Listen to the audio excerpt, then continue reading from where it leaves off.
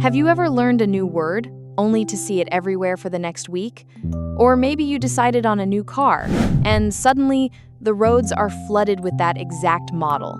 It feels uncanny.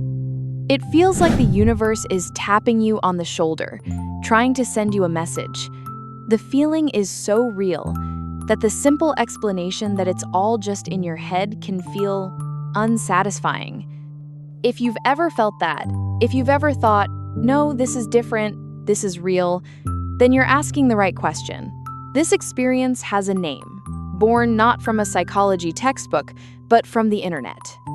In 1994, a user on a newspaper forum described how he'd heard of the Baader-Meinhof group, a German terrorist cell from the 1970s, for the very first time. Then, within a day, he saw their name again in a totally unrelated context. He called it the Baader-Meinhof Phenomenon, and the name stuck. Psychologists call it the frequency illusion, but this formal term often fails to capture the power of the experience. Because the core of our skepticism is this: how can we be so sure the frequency hasn't changed? How did psychologists conclude with such confidence that the change happens inside our minds and not in the world around us? It wasn't a guess.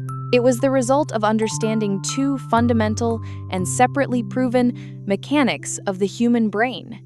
The first pillar is understanding that you are not seeing the world as it is. You are seeing the world that your brain allows you to see.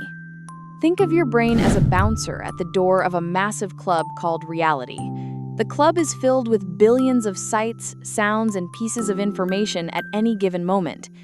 If the bouncer let everyone in, you'd be instantly overwhelmed into paralysis.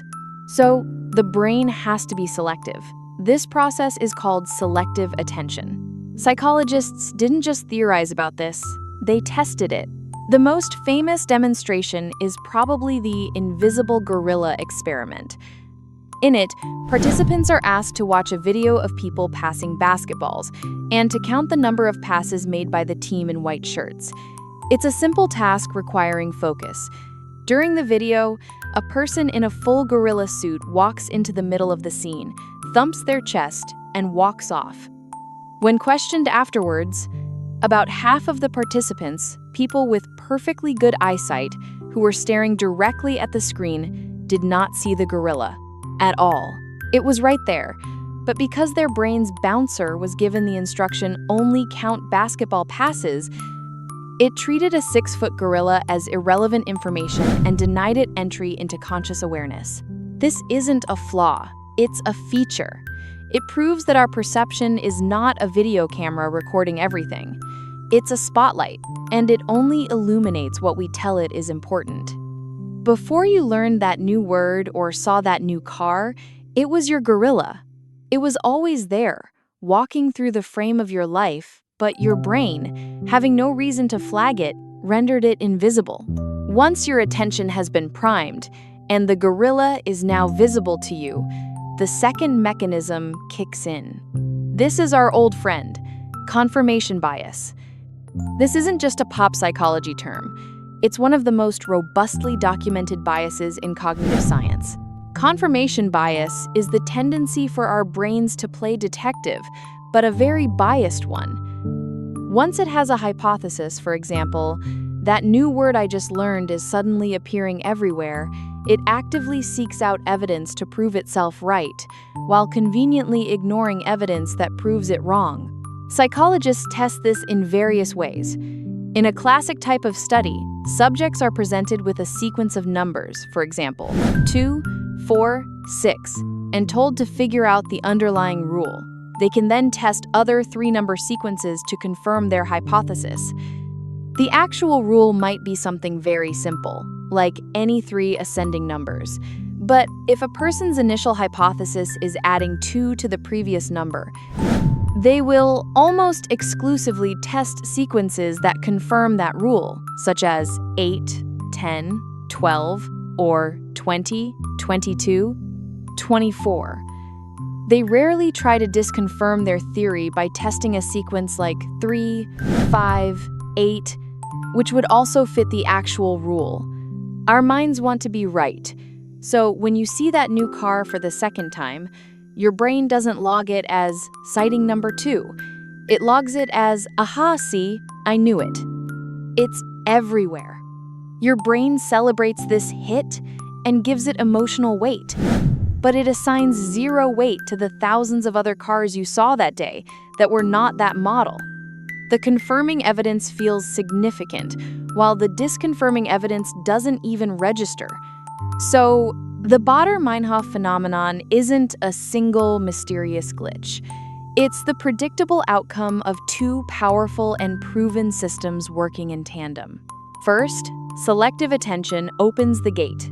Learning the new information tells the bouncer at the door of your mind, okay, from now on, this specific car model, this word, this concept, it's on the VIP list. Let it in. Then, confirmation bias takes over. It's the bias detective inside your mind that, every time a VIP guest walks in, shouts, "Look, another one! This club is getting popular," while ignoring the thousands of other non-VIPs walking around. The feeling is so powerful because it's a 2-stage validation process happening inside your own head. It's not magic, and it's not a message from the universe. It's the beautiful, predictable, and utterly logical machinery of your brain doing exactly what it was designed to do: find patterns and make sense of a chaotic world.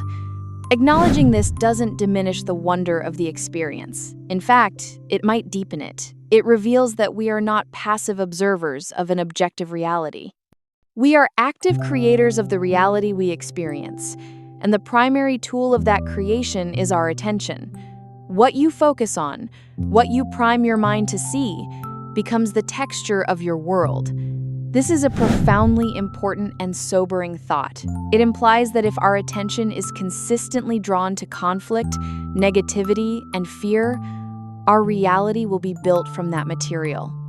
Our internal detective will find confirming evidence on every news channel and social media feed, reinforcing the belief that the world is a dark place. The pattern is always there to be found, if you only look for it. But the reverse is also true. If you consciously choose to prime your attention to notice moments of connection, acts of grace, or reasons for gratitude, you are not creating a fantasy. You are simply instructing the bouncer of your mind to let a different kind of reality in. You are telling your inner detective to search for a different kind of evidence that was there all along. So, the next time you feel that strange pull of coincidence, when the world seems to have rearranged itself around a new piece of your knowledge, take a moment. Don't just dismiss it.